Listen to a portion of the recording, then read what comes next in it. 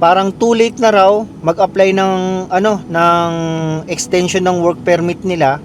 Tapos ngayon naghahanap ngayon sila ng ng mga pwedeng aralin pasok sa MPNP saka sa pa-PR, yung may mga PR pathway. Yun, naririnig nyo ba ako? Grabe yung hangin ha, lakas. Hindi naman siya ganun kalamig. Hindi ganun kalamig, no? Minus 17. Joke lang, malamig pala. Pero hindi siya ganun kalamig kumpara last week. Yun na lang, kumpara last week. Baka sabihin, masyado na malamig yan. Baka yung nanonood sa akin sa ibang lugar. Pero ngayon, kung ikukumpara naman ngayon, hindi siya ganun ka lamig. Grabe yung hangin, ang lakas. Maaraw pa rin naman. Sisilaw ako. Grabe yung mga balita ngayon, no? Puro na lang tungkol sa sarili ko yung kwento ko ngayon, Ngayon lang ako nag-check uli ng mga, yung, alam mo yun, mga balita sa nangyayari sa Canada. Marami raw ngayon, nakita ko kay Miss Ina, marami raw mga work permit na mapapasok ngayon. Itong paparating na February, March. Hindi ba lagi naman? Lagi namang merong mapapasok na na mga work permit. Ang kinaiba ngayon, hindi kaagad nakakakuha ng renewal. Yun yung masakit. Yun yung mahirap. Kaya pagka marami ako nababalitaan ngayon, yung mga student. Marami kasi dito yung mga kasi 'di ba naalala niyo nung pagdating namin dito, 'di ba? Dagsa yung mga yung mga nag-student. Ngayon, ilang years na merong mga yung mga 2 years na program, mga 2 years na course, makakakuha sila ng PGWP, yung yung parang nila na para makapagtrabaho sila. Ng 3 years dapat 'yon. Pagka ikaw merong program na 2 years, dati matik makakakuha ka ng 3 years na PGWP. Ngayon daw, hindi raw lahat na-grant ng 3 years kahit pa 2 years yung program mo. Isipin mo 'yon. Inaasahan mo makakapag ka dito kasi parang yung PGWP na yun yung time na pwede kang mag-gain ng experience, pwede kang kumuha ng trabaho na yung swak sa sa mga PR, yung yung mga in-demand jobs. Ito ang problema. Yung iba hindi naman na-approve ng 3 years. Tapos ngayon, puro pasok na. Tapos, isa pang problema nila, ito yung mga naririnig ko lang isa pang problema nila yung mga pinagkukuha pa nila na trabaho, hindi yung mga mga in-demand jobs, di ba?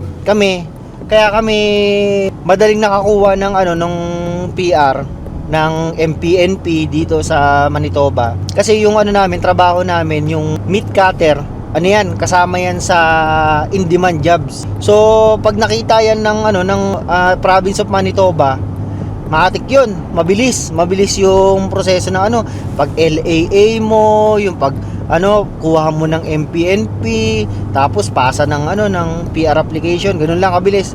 Dati naalala ko, petiks pa ako pagkuha niyan kasi nakikita ko yung mga kasama ko parang 1 month ago, sabay-sabay lang kami dumating Sa akin hindi ko agad inaasikaso, ewan ko.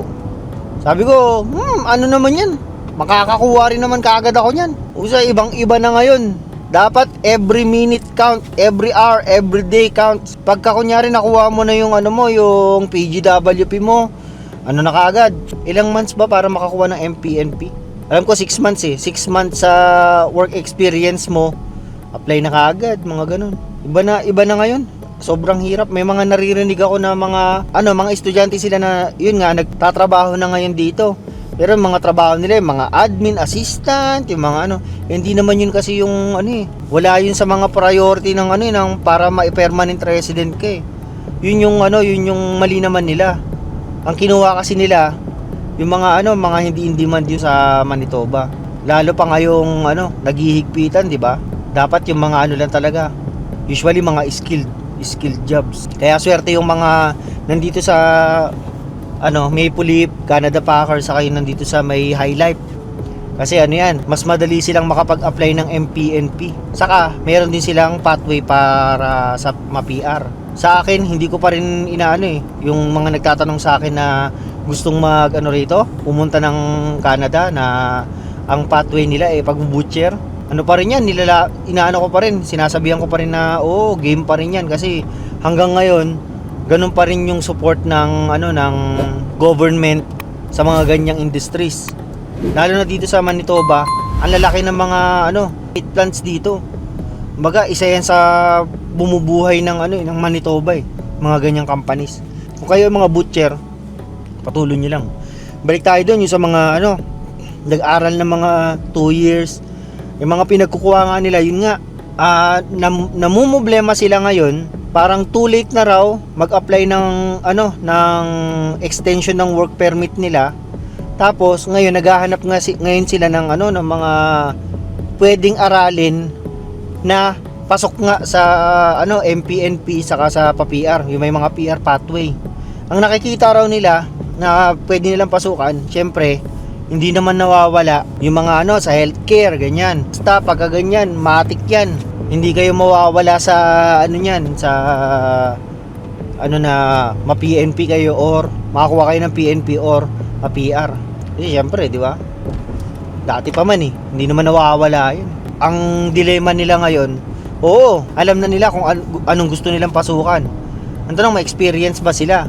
Kasi karamihan ng mga nandito ngayon sa Manitoba, mga galing sa ibang bansa. Hindi na tayo lalayo. Yung mga nandito lang, yung mga nandiyan sa company namin, mga asawa-asawa. Ang dami dito nag-aral ng ng healthcare aid. Paano mo ngayon lalabanan kung kunyari kayo yung sinasabi ko na mga estudyante na gusto niyo lang magtrabaho ng mga ganun. Wala naman kayo experience, wala kayo certificate, di ba? Ano kayo matatanggap? Eh ang daming nag-a-apply. Sa ngayon, di ba, sa isang video ko nga, yun yung pinaka na ang dami na talagang dito yung mga healthcare aid. Pero syempre hindi ko naman kayo tinatakot, hindi ko naman inaano yung mga natin, yung mga kababayan pa nga yun mga yun. Ano pa naman, hindi pa huli ang lahat. Try nyo lang ng try. Mag-apply. Malay nyo naman, di ba? Swertihin kayo. O kaya pasok kayo sa pasok kayo High Life. Pasok kayo ng Canada Packers. Malay nyo naman. Nandun pala ang swerte nyo. Di ba? Wala, mahirap Kahit alam niyo yun, kahit anong pasikut-sikutin ko na kwento, kahit saan mo idaan, parang mahirap ang ngayon. Kahit anong pathway, kahit anong trabaho, mahirap ma-PR ngayon, sa totoo lang. Ayan, 'di ba sinasabi ko nga dati pa sa mga videos ko. Pagka kayo naman maganda yung trabaho niyo sa Pilipinas, yung okay naman yung buhay, ganyan. Huwag niyo na isugal muna rito papunta ng Canada or kahit saang bansa. Nakikita niyo ba yung mga yung mga news ngayon? Kung pupuntahan niyo yung mga news ng kung ano-anong bansa, sa Spain, sa UK, sa New Zealand, Australia, dito sa Canada, puro kung makikita nyo, ang daming mga yung i-strike na mga anti-immigrants.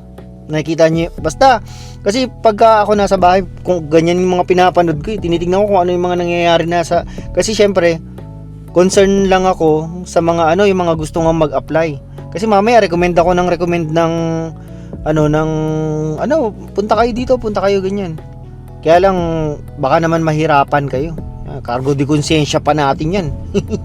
Basta ang sinasabi ko lang, mahirap talaga ngayon. Yung naikwento ko ng maayos yung tungkol sa mga yung mga nag-student na mga nag-PGWP na hindi na sila makakuha ng work permit nila, hindi na sila makapag-renew ng work permit nila. Ganun yung sitwasyon ng mga karamihan ng mga estudyante rito sa sa amin, sa Brandon. Gusto ko nga sabihin dapat nag-ipon na lang sila. Kasi meron akong nakilala rito na nagtatrabaho sila sa, ayoko na sabihin kung ano establishment. Alam na nila, parang tanggap na nila na baka hindi na sila ma-PR. Ang ginawa na lang talaga, todo trabaho na lang sila, tapos todo ipon na lang. Ganun lang ginawa nila para pagka uuwi sila sa Pilipinas, hindi sila empty-handed. Kahit paano may panimula sila na pera. Sana yung mga yung mga nagtrabaho, mga nakakuha ng PGWP na 2 years, 3 years, sana nakaipon sila ng nila, ng pera nila.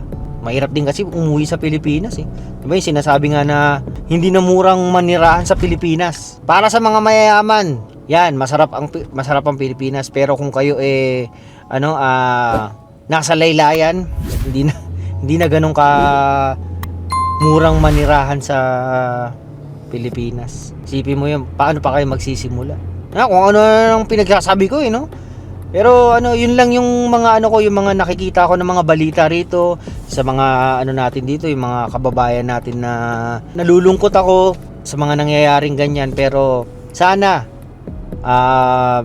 maging okay yung nila, yung kanilang mga applications, yung mga renewals. Sana ma-approve. Yun lang. O nga pala, yung misis ko, kaya nandito ako sa may bibilin daw sa sa Staples. Hindi sa Staples Arena, Staples lang. Bilihan ng mga mga office supply, mga school supply. Kita nyo anong oras magpa 5:30 na, hindi pa rin madilim, di ba? Baganda na ang araw.